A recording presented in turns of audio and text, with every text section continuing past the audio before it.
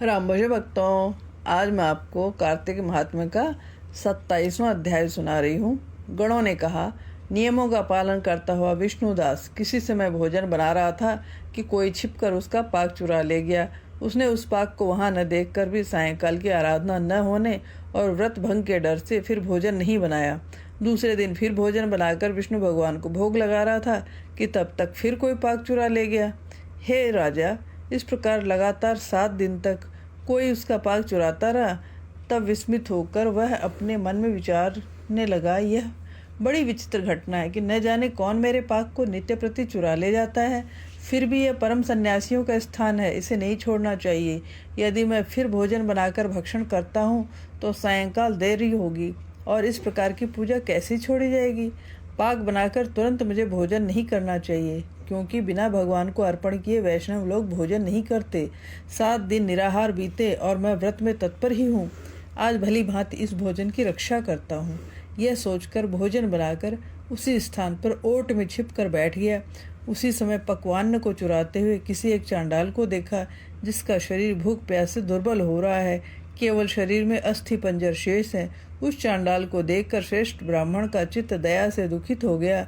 अन्न को ले जाते देखकर ठहरो ठहरो कहकर ब्राह्मण उसके पीछे दौड़ता हुआ कहने लगा, अरे यह रूखा भोजन कैसे करोगे, घृत भी ले लो। यह कहते हुए श्रेष्ठ ब्राह्मण को अपनी ओर आते देखकर वेग से दौड़ता हुआ वह डर से मूर्छित होकर पृथ्वी पर गिर पड़ा। भय से उस मूर्छित चांडाल को देख वह दयालु ब्राह्मण शीघ्र ही उसके पास आकर अपने वस्त्र से हवा करने लगा। इतने ही में विष्णुदास ने शंख चक्र गदा पद्म पीताम्बरधारी चतुर्भुज रूप, अलसी के फूल के समान कांति वाले, छाती में कौस्तुभ माला से सुशोभित साक्षात श्री विष्णु भगवान को देखा। भगवान का दर्शन करके सात्विक भाव से युक्त वह श्रेष्ठ ब्राह्मण उनकी स्तुति तथा प्रणाम कुछ भी न कर सका।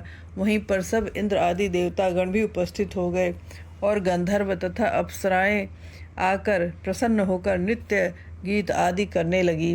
वह स्थान सैकड़ों विमानों से परिपूर्ण, सैकड़ों देवर्षियों से व्याप्त और गायन और वाद्य के कलकल से गुंजित हो गया।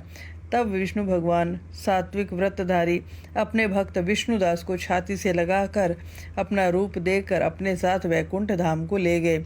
उत्तम विमान पर चढ़कर विष्णु के निकट जाते हुए विष्णुदास को यज्ञ में दीक्षित राजा चोल ने देखा।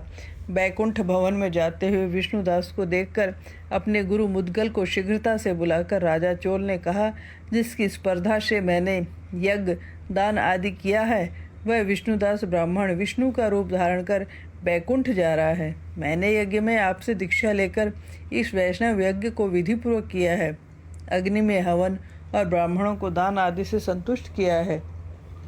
क्या अब भी विष्णु भगवान हमारे ऊपर प्रसन्न नहीं हुए?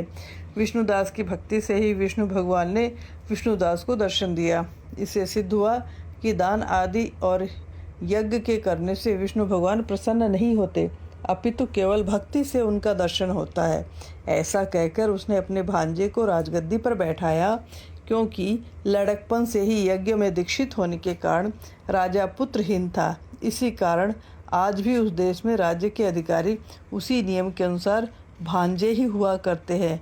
अनंतर यज्ञ मंडप में जाकर यज्ञ कुंड के अभिमुख खड़ा होकर उसने विष्णु भगवान को बड़ी शीघ्रता के साथ 3 बार पुकारा, हे कमलापते, मुझे आप अपनी अचल भक्ति दीजिए, जिससे मैं मन वाणी और कर्म से सर्वदा आपका भजन किया करूं। ऐसा कहकर वह राजा लोगों के सम्मुख ही अग्नि में कूद पड़ा। यह कांड हो जाने पर मुद्गल ने मारे क्रोध के अपनी शिखा उखाड़ डाली। इससे उसके गोत्र में आज भी उसके गोत्रज शिखा रहित रहते हैं।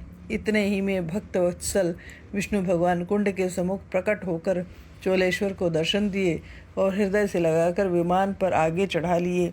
विष्णु भगवान उसको आलिंगन करके अपने समान रूप देकर देवताओं के साथ राजा चोल को ले हुए वैकुंठ को गए। लक्ष्मी के प्यारे विष्णु भगवान ने अपने समान रूप वाले विष्णुदास ब्राह्मण को पुण्यशील और राजा चोल को सुशील नाम देकर दोनों को अपना द्वारपाल बनाया।